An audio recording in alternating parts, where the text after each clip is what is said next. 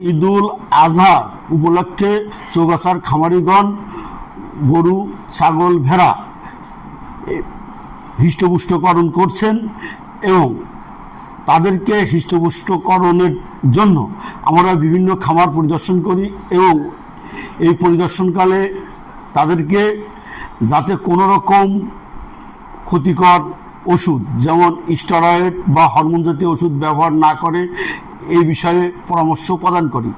তাছাড়া আমরা উঠান বৈঠক এবং প্রশিক্ষণের মাধ্যমেও তাদেরকে সচেতন করি যাতে এই জাতীয় ওষুধ তারা ব্যবহার না করে এবং তাদের পশুগুলোকে নিরাপদ রাখে। আমাদের চৌগাছা উপজেলাতে প্রায় 16,000-এর মতো হৃষ্টপুষ্টকরণ পশু আছে। চৌগাছার চাহিদা প্রায় 11,000-এর মতো। উদ্বুদ্ধ থাকবে আরও 5,000 পশু এবং এই পশুগুলো ঢাকা, চিটাগাং বিভিন্ন জায়গায় এখান থেকে বিক্রয়ের উদ্দেশ্যে যাবে।